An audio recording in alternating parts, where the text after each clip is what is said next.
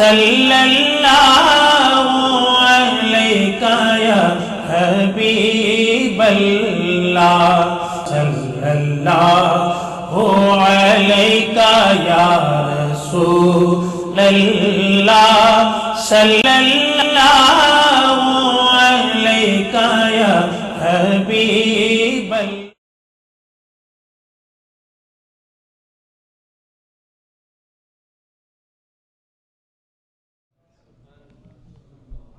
اس پرچہ درود سے بخشش ہو جائے گی. آپ سمجھے اس بات کو؟ سبحان اللہ. اسی طرح امام اسماعیل بن ابراہیم امام شافعی رحمۃ اللہ علیہ کے اکابر شاگردوں میں سے ہوئے ہیں. وہ بیان کرتے ہیں، روایت کرتے ہیں کہ امام شافعی رحمۃ اللہ علیہ کا جب وصال ہو گیا تو وفات کے بعد ان کی زیارت ہوئی.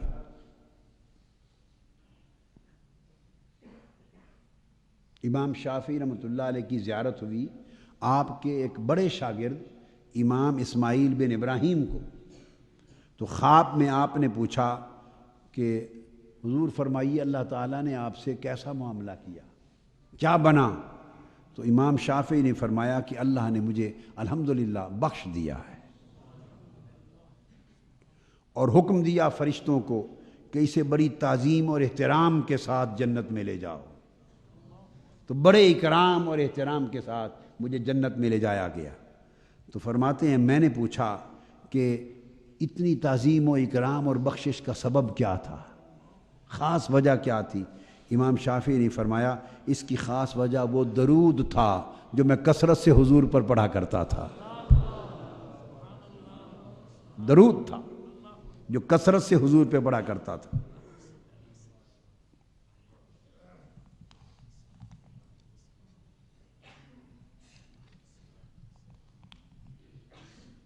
دلائل الخیرات آپ نے کتاب سنی ہے امام جزولی کی، امام جزولی رحمۃ اللہ تعالی علیہ، جن کا مزار اقدس مراکش میں ہے. دلائل الخیرات، اس کی تالیف کی وجہ یہ بنی، امام جزولی نے دلائل الخیرات جو درود پاک میں مختلف صیغوں پر اس نوعیت کی پہلی کتاب آقا کی امت میں، آقا اسلام کی تاریخ میں مرتب کی، عظیم الشان ایک نادر. ویسے تو آپ سے پہلے درود پاک کے صیغے حضور سیدنا غوث العظم رضی اللہ تعالیٰ عنہ نے بڑے عجیب اور بڑے باکمال عطا فرمائے، اور آپ نے بھی کثرت کے ساتھ ان کے اوراد اور درود پاک ان کے صیغوں کو اپنے دلائل الخیرات میں کثرت سے لیا ہے. تو پہلے اولیاء اللہ نے دیے، مگر ایک جامع کتاب اس موضوع پر درود پاک بھی مرتب کی. وہ سبب یہ بنا اس دلائل الخیرات کی تالیف کا کہ آپ سفر میں تھے، نماز کا وقت ہو گیا تو آپ وضو کرنے کے لیے کنویں پر گئے. جب کنویں پر گئے تو آپ کے پاس نہ کوئی ڈول تھا وہاں کنویں پر اور نہ کوئی رسی تھی. اب وضو کے لیے پرانے زمانے میں تو ڈول، رسی کے ذریعے ڈول ہوتا تھا تو اس سے پانی نکالتے تھے، پانی نیچے تھا. تو آپ کھڑے تھے، سوچ رہے تھے سفر میں اب کیا کروں، کوئی رسی نہیں مل رہی، کوئی ڈول نہیں ہے، پانی کیسے نکالوں. اس حیرت میں کھڑے تھے کہ اچانک ساتھ ہی ایک گھر کی کھڑکی میں ایک چھوٹی سی لڑکی، بچی، ایک لڑکی دیکھ رہی تھی حال. وہ سمجھ گئی کہ یہ جو بزرگ ہیں یہ پریشان کھڑے ہیں، انہیں پانی چاہیے اور ڈول اور رسی نہیں ہے. وہ تیزی سے نیچے اتری، کنویں کے کنارے آ کر اس نے کنویں میں تھوک دیا. تھوک جو پھینکی تو اسی لمحے پانی کنویں کا اوپر کے کنارے تک آ گیا، ابلنے لگا. امام جزولی نے وضو کر لیا اور بچی سے پوچھا بیٹے یہ بتا اتنی کرامت تم نے کہاں سے پائی، اتنی کرامت کہاں سے پائی؟ اس نے کہا حضور پر کثرت سے درود پاک پڑھنے کے بعد. اسی وقت انہوں نے عزم کر لیا کہ حضور کے درود پاک کی برکت کا یہ عالم ہے تو میں زندگی میں ایک عظیم کتاب حضور کے درود پر مرتب کروں گا. لکھنؤ میں ایک خوشنویس تھا، خوشنویس، یہ جو کاتب ہوتا ہے، کاتب،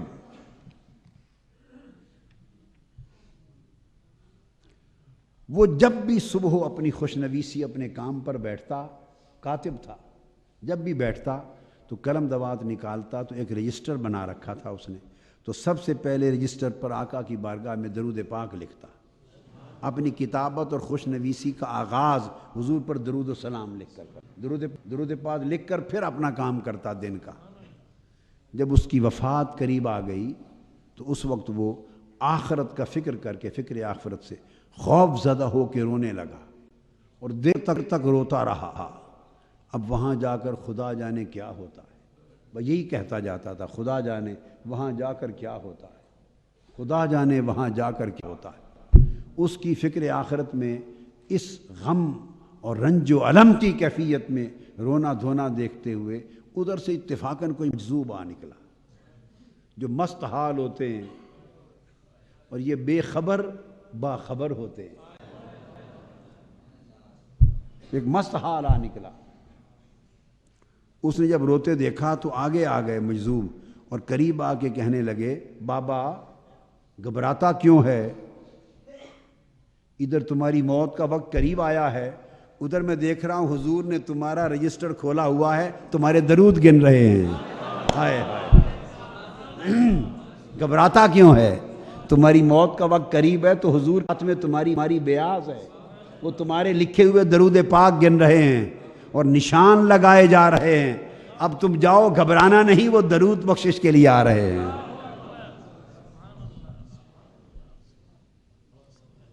شیخ امام ابن حجر مکی رحمۃ اللہ علیہ وہ بیان کرتے ہیں کہ ایک صالح شخص نے کسی کو خواب میں دیکھا، اور خواب میں دیکھا تو اس سے پوچھا کہ بتائیے آپ کا حال کیا ہوا مرنے کے بعد؟ اس نے کہا اللہ رب العزت نے مجھے بخش دیا اور جنت میں بھیج دیا۔ اس صالح شخص اللہ والے نے پوچھا کہ بخشش اور جنت کا سبب کیا بنا؟ انہوں نے کہا کہ فرشتوں نے میرے گناہ بھی تولے شمار کیے اور حضور پر پڑے گئے درود پاک بھی شمار کیے، باقی تمام اعمال سے میرے گناہ بڑھ گئے۔ جب درود شمار کیے تو وہ 100 درود گناہوں سے بڑھ گئے، سب اعمال سے گناہ بڑھ گئے، مگر درود پڑے ہوئے 100 درود میرے گناہوں سے بڑھ گئے۔ اللہ پاک نے حکم دیا فرشتوں بس اس کا حساب ختم کر دو، اس کے درود بڑھ گئے ہیں، سیدھا جنت میں لے جاؤ۔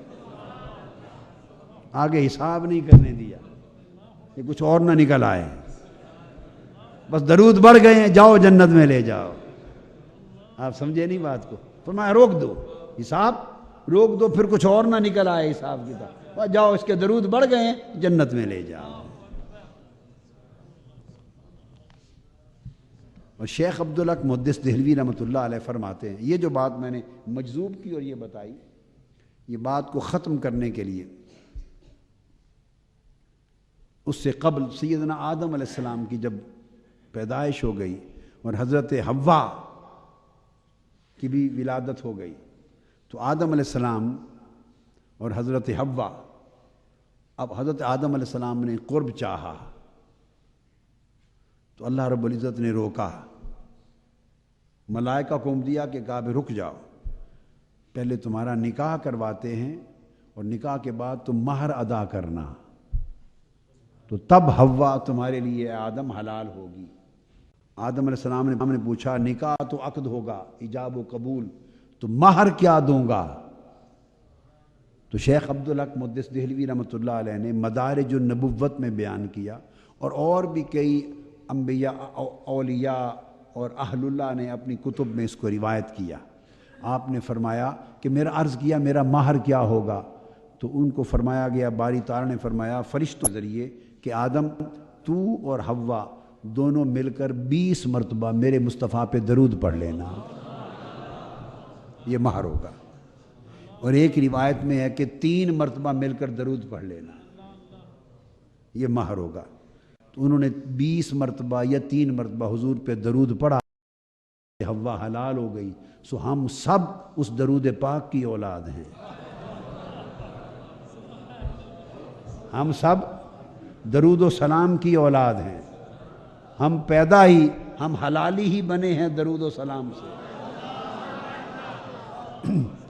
ہم جو حلالی اولاد بنے ہیں آدم علیہ السلام کی، وہ درود و سلام کے صدقے سے بنے ہیں۔ اور آج کی رات کی آخری بات وہی جو آپ نے کئی بار سن رکھی ہے، وہی سنا کے ختم کرتا ہوں۔ وہ امام بوصیری رحمۃ اللہ علیہ کی، صاحب عطر الوردہ، بیان کرتے ہیں، اور شارحین قصیدہ بردہ اس کی وجہ تسمیہ کے حوالے سے اور وجہ شہرت کے حوالے سے بیان کرتے ہیں کہ امام شرف الدین بوصیری رحمۃ اللہ علیہ بڑے تاجر بھی تھے اور بہت بہت بڑے عالم بھی تھے، اور عربی ادب کے بہت بڑے فاضل تھے۔ بڑے شعر لکھتے، بڑے کلام لکھتے، قصیدے بھی لکھتے، حکام اور سلاطین وقت کے لیے بھی جیسے شعراء لکھتے ہیں، اور تاجر بھی تھے۔ اس حال میں ان کو اچانک فالج ہو گیا، بستر پہ پڑ رہے، زمانہ گزر گیا، فالج زدہ ہو کے ان کو خیال آیا کہ اب فالج میں بستر پہ پڑا ہوں تو آقا علیہ السلام کی بارگاہ میں کوئی درود بھرا قصیدہ لکھ دوں، درود بھرا قصیدہ لکھوں، درود و سلام کے ساتھ معمور ہو۔ تو حضور علیہ السلام کی بارگاہ میں ہدیہ درود و سلام کے ساتھ قصیدہ لکھا، اور 166 اشعار اس قصیدہ بردہ شریف کے، 166 اشعار، کچھ اضافی بعد میں عشاق نے ملا دیے ہیں، تو 162 تھے، 166 اشعار کا قصیدہ بردہ لکھ دیا۔ رات کو سوئے تو آقا علیہ السلام خواب میں تشریف لائے، اور آقا نے فرمایا کہ بوصیری وہ قصیدہ سناؤ جو لکھا ہے۔ عرض کیا یا رسول اللہ میں تو مفلوج ہوں حالت خواب میں۔ تو آقا علیہ السلام نے دست مبارک بوصیری کے، شرف الدین بوصیری کے اوپر پھیرا، اور وہ شفا یاب ہو گئے، شفا یاب ہو گئے۔ اس کو مولانا اشرف علی تھانوی نے نشر و طیب میں بڑے خوبصورت پیرائے کے ساتھ اس پورے واقعے کو حوالوں کے ساتھ بیان انہوں نے بھی کیا ہے، اور بھی سب علماء پہلے سب مانتے تھے، پہلے سب مانتے تھے، انہوں نے بھی لکھا ہے نشر و طیب میں، توسل کے باب میں، حضور کے وسیلے کے باب میں۔ تو آقا علیہ السلام کے دست مبارک سے شفا یاب ہو گئے، پھر انہوں نے قصیدہ پڑھا، اور آقا علیہ السلام سن کے اس طرح جھوم رہے تھے، دائیں اور بائیں جھوم رہے تھے۔ آقا خواب میں سنتے اور دائیں اور بائیں جھوم، تمایل اور تمایون کہتے ہیں۔ آقا علیہ السلام دائیں اور بائیں جھوم رہے تھے، حضور اتنا خوش ہو کے قصیدہ سنا۔ اور ایک روایت میں یہ بھی آیا ہے کہ جب قصیدہ سنا خوش ہوئے تو آپ نے اپنی چادر مبارک حالت خواب میں اتار کے بوصیری کو دے دی، خواب کا واقعہ۔ اس چادر کو بردہ کہتے ہیں، اس کی وجہ سے اس کا نام قصیدہ بردہ پڑا۔ خیر شفا یاب ہو گئے، قصیدہ آقا نے سن لیا، تو امام بوصیری صبح اٹھے تو دیکھا کہ فالج ختم ہو چکا تھا۔ وہ خواب کا دست اقدس پھیرنا حقیقت کی شفا دے گیا۔ صبح اٹھے، مدت کے بعد باہر نکلے، جب باہر نکلے تو ایک بڑے کامل بزرگ تھے، اور اپنے وقت کا اہل اللہ انہیں قطب بھی جانتے تھے، اور بعضوں نے ان کا نام شیخ ابو الرجا بیان کیا ہے، شیخ ابو الرجا۔ وہ گلی میں ملے، اور قطب وقت تھے، گلی میں ملے اور مست خاموش رہتے تھے، مجذوبی حالت میں، مستی کی حالت میں رہتے تھے۔ ملے تو آپ نے بوصیری کو آواز دی، بوصیری بات سن۔ قریب آئے تو کہا کہ وہ قصیدہ مجھے بھی سنا دے۔ آپ نے پوچھا کئی قصیدے جو لکھے تھے، کئی قصیدے زندگی میں لکھے تھے، تو رات والے قصیدے کا تو انہیں گمان ہی نہیں تھا، تو پوچھا کون سا قصیدہ، کون سا قصیدہ؟ تو شیخ ابو الرجا اس ولی اللہ فقیر نے کہا وہ قصیدہ جس کے شروع میں امن تذکر جیران بذی سالمی آیا ہے، امن تذکر جیران بذی سالمی، وہ قصیدہ سناؤ۔ آپ کانپ اٹھے اور پوچھنے لگے آپ کو یہ قصیدہ کس نے بتایا؟ کیونکہ اس کو تو ابھی دنیا میں کسی شخص نے سنا ہی نہیں تھا. آپ کو کس نے بتایا؟ تو انہوں نے قریب ہو کے کہا خدا کی قسم جب رات کو آپ یہ قصیدہ پڑھ رہے تھے اور حضور دائیں بائیں جھوم جھوم کے سن رہے تھے، دور کھڑا میں بھی قصیدہ سن رہا تھا. میں بھی سن رہا تھا. آپ نے وہ قصیدے کے اوراق، اس کی ایک جو کاپی تھی وہ انہی کو دے دی، اور اس طرح پھر رفتہ رفتہ اس قصیدے کی شہرت ہو گئی. تو کوئی نابینا آتا تو قصیدے کے اوراق سر پہ رکھ کے شفا پاتا، کوئی بیمار شفا پاتا. پھر قصیدے کے اس اوراق سے توسل ہونے لگا. تو مولانا اشرف علی تھانوی جو علماء دیوبند کے استاذ اور شیخ ہیں، کل علماء دیوبند کے استاذ اور شیخ ہیں، تو تھانوی صاحب لکھتے ہیں کہ اگر وہ کاغذ جن پر آقا علیہ السلام کا صرف قصیدہ نعت لکھا ہوا ہے اور وہ لفظ ہیں، جس کاغذ پہ حضور کی نعت اور قصیدے کے اور درود و سلام کے لفظ لکھے ہیں، ان لفظوں برے کاغذ کے توسل سے شفا ہوتی ہے، تو حضور کے توسل کا عالم کیا ہوگا؟ اور یہ بیان کر کے پھر اس سے وہ دلیل نکالتے ہیں، اور وہ کہتے ہیں کہ جب آقا علیہ السلام کی نعت امام بوصیری نے لکھی اور درود و سلام کا قصیدہ لکھا، ان کے لکھے ہوئے الفاظ جو حضور سے منسوب ہیں، جو حضور کی طرف منسوب ہیں، ان اوراق پر ان کا عکس ہے، ان الفاظ کا قلم کا لکھا ہوا عکس ہے، اس عکس سے توسل ہوتا ہے اور بیمار شفا پاتے ہیں. تو اگر کاغذ پر حضور کے نالین پاک کا عکس ہو تو اس کے توسل کا عالم کیا ہوگا؟ حضور کے نالین پاک کا عکس، اس کا عکس نعال ہو اور اس کی بھی تمثال ہو تو اس کے توسل کا عالم کیا ہوگا؟ اب آپ سمجھئے نا بات کو. تو آقا علیہ السلام کی بارگاہ میں درود و سلام، اس کی برکتیں ہیں، اور سب سے بڑی برکت یہ کہ اس کو کثرت کے ساتھ پڑھنے والے کو آقا علیہ السلام کی حضوری میں قربت نصیب ہوتی، بارگاہ مصطفیٰ میں قربت نصیب ہوتی،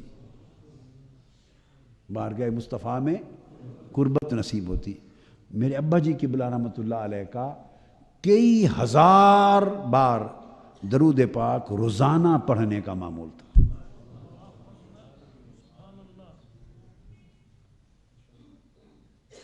تعین نہیں تھا، مطلب ہے وہ، مگر میرا اندازہ ہے کہ کم سے کم 5000 سے زیادہ مرتبہ روزانہ درود پاک پڑھتے تھے. سفر حضر میں ہر وقت درود پاک ان کا وظیفہ تھا، اتنی کثرت سے درود پاک پڑھتے. اور اولیاء اللہ کے معمول رہے. تو درود پاک جتنی کثرت سے پڑھیں، اس کا خاص انعام یہ ہے کہ حضور کی بارگاہ اور حضور کی مجلس کی قربت نصیب ہوتی ہے. اور صرف یہی نہیں، آقا علیہ السلام نے فرمایا قیامت کے دن بھی میری کچہری میں سب سے زیادہ قریب وہ بیٹھے گا جو سب سے بڑھ کر مجھ پر درود پڑھتا ہے. قیامت کے دن بھی آقا نے فرمایا میری مجلس میں سب سے قریب منزل بیٹھنے کی اسے نصیب ہوگی جو سب سے زیادہ درود و سلام پڑھتا ہوگا مجھ پر. تو ایک آقا علیہ السلام کی بارگاہ میں قربت نصیب ہوتی ہے، دوسرا درود و سلام کی کثرت سے آقا علیہ السلام کی بارگاہ سے ربط و نسبت اور تعلق نصیب ہوتا ہے.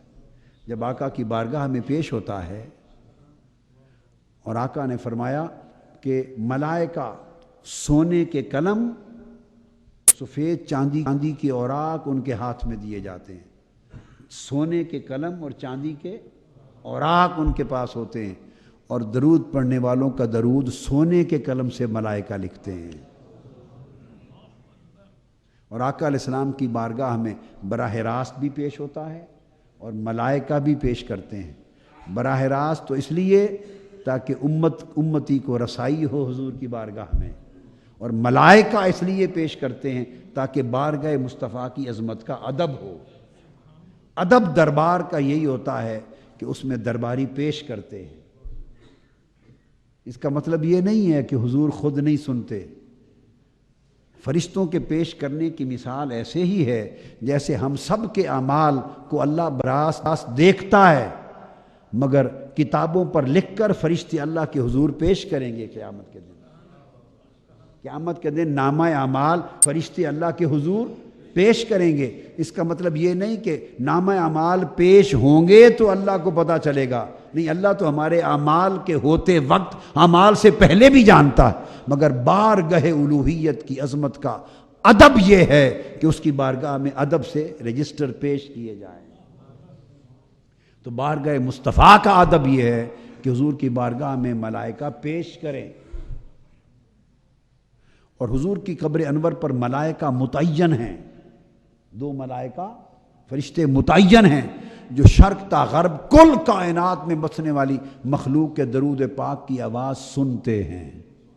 تو اگر وہ جو حضور کے دربار پر درباری متعین ہے، بواب، جو فرشتہ دربار پر متعین ہے نوکری کے لیے، وہ تو کل کائنات کی آوازیں سننے کی طاقت رکھتا ہے، اور جس سردار کے لیے، بادشاہ کے لیے متعین ہے، وہ نہیں سن سکتے؟ جس شہنشاہ کے وہ نوکر کھڑے ہیں وہ نہیں سنتے، اور وہ جو نوکر دربار پر کھڑے ہیں پیش کرنے کے لیے، اللہ حضور نے فرمایا ساری خلق کی آواز سننے کی طاقت اللہ نے اس کو دی۔ آداب کی عظمت اور آداب کا تقاضا ہوتا ہے کہ وہ سنتے بھی ہوں، دیکھتے بھی ہوں، مگر پیش کیے جائیں۔ اور آقا پسند کرتے ہیں جیسے فرشتے جاتے ہیں تو اللہ، حضور نے فرمایا اللہ جانتا ہے کہ کہاں سے آئے ہیں، مگر نہیں، فرشتے جا کر رپورٹ پیش کرتے ہیں کہ باری تعالیٰ رپورٹ پیش کرتے ہیں، ہم فلاں جگہ سے آئے ہیں، تیرے بندے جمع تھے، تیرا ذکر کر رہے تھے، تیرے محبوب پر درود بھیج رہے تھے۔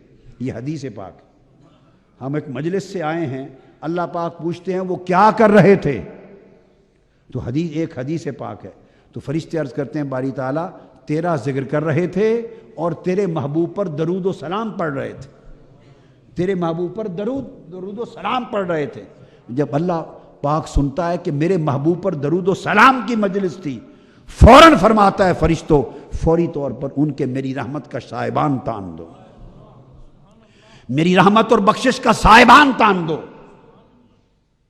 تو فرشتہ ایک کھڑا ہو کے عرض کرتا ہے باری تعالیٰ ان میں ایک شخص ایسا بھی تھا جو درود و سلام پڑھنے کے لیے نہیں آیا تھا، تیرا ذکر کرنے، استغفار کرنے اور حضور پر درود پڑھنے، 3 اعمال بیان کیے، وہ اس کام کے لیے نہیں آیا تھا، ویسے آ کے کھڑا ہو گیا، شامل ہو گیا، بیٹھ گیا، اور تھا بھی گنہگار و خطا کار، تھا بھی گنہگار، آیا بھی اتفاقاً تھا، تو کیا تیری رحمت اور مغفرت کا سائبان اس پر بھی تانے؟ اللہ پاک فرماتے ہیں ہاں اس پر بھی تان دو، اس لیے کہ ہؤلاء جلیل، یہ وہ لوگ ہیں، یہ وہ خوش نصیب لوگ ہیں کہ جو ان کے جلیس ہیں وہ بھی محروم رحمت نہیں ہو سکتے، ان کے ساتھ بیٹھنے والے بھی میری رحمت سے اور بخشش سے محروم نہیں ہو سکتے۔ ہؤلاء جلساء، ان کے جو یہ وہ قوم ہے کہ ان کے ساتھ جو جلساء ہیں وہ بھی میری رحمت سے محروم نہیں رہتے۔ تو آقا علیہ السلام پر درود و سلام پڑھنے سے حضور کی بارگاہ میں قربت نصیب ہوتی ہے، حضور کی بارگاہ سے ربط و تعلق نصیب ہوتا ہے، نسبت محمدی پختہ ہوتی ہے، اور سب سے بڑھ کر کثرت سے درود و سلام پڑھنے سے آقا علیہ السلام کی زیارت کا دروازہ کھلتا ہے، زیارت کا دروازہ کھلتا ہے۔ کثرت سے درود و سلام خود توبہ بن جاتا ہے، خود توبہ ہے۔ درود و سلام پڑھنے سے گناہ بھی معاف ہوتے رہتے ہیں، گناہ بھی معاف ہوتے رہتے ہیں، بخشش کا بھی دروازہ کھلتا رہتا ہے، شفاعت کے بھی حقدار بنتے رہتے ہیں، اور حضور کی توجہ ہوتی ہے۔ اور حدیث پاک میں یہ بھی ہے کہ جب بندہ حضور پر درود شروع کرتا ہے تو اللہ تعالیٰ خود اس کی طرف متوجہ ہو جاتا ہے، جب تک وہ درود پڑھتا رہتا ہے اللہ کی توجہ بھی اس کی طرف رہتی ہے، جب تک درود پڑھتا رہتا ہے اللہ اس کی طرف توجہ فرماتا رہتا ہے، اور آقا کی توجہ رہتی ہے، اور فرشتے رحمت کی چادر تان کے کھڑے رہتے ہیں جب تک وہ مجلس درود ختم نہیں ہو جاتی۔ اس لیے زندگی کا معمول کر لیں کہ کثرت کے ساتھ جتنی اللہ توفیق دے آقا پر درود و سلام پڑھا جائے، گھروں میں ہوں، سفر میں ہوں، حضر میں ہوں، کسی عمل میں ہوں، باوضو رہیں، طہارت کے ساتھ درود و پاک پڑھیں۔ تحریک منہاج القرآن کے ہر رفیق، ہر کارکن کے لیے فرض ہے، جو حضور پر درود و سلام اور درود پاک کا تارک ہے وہ خود کو تحریک منہاج القرآن کا ممبر نہ سمجھے۔ تھوڑا پڑھو زیادہ پڑھو مگر یہ خدمت نوکری کرتے رہو، آقا علیہ السلام کی بارگاہ میں درود و سلام کا ہدیہ بھیجتے رہو، اسی سے نسبت محمدی کی خیرات ہوگی، مشن میں برکت ہوگی، قبولیت بڑھے گی، اور آقا علیہ السلام کی قربت و شفاعت کے حقدار قیامت کے دن سب ٹھہریں گے اللہ تبارک۔ اور اس کے ساتھ رزق میں برکت ہوتی ہے، بیماریاں ٹل جاتی ہیں، رزق میں تنگی آ جائے تو درود پاک سے اس میں رزق میں وسعت و برکت اور کثرت نصیب ہوتی ہے، پریشانیاں غم آ جائے تو درود پاک سے غم ٹل جاتے ہیں، مشکلات ٹل جاتی ہیں، تو یہ وبا کو بھی دور کرتا ہے، وبا کو دور کرتا ہے اور عطا و سخا کے دروازے کھولتا ہے، اور بندے مقدر چمٹاتا ہے، بدبختی کو ختم کرتا ہے، خوش بختی کا مقدر لاتا ہے۔ اللہ تبارک و تعالی اس درود پاک کے طفیل ہماری دنیا اور آخرت ساری زندگیاں بہتر فرما دے۔ وما علینا الا البلاغ۔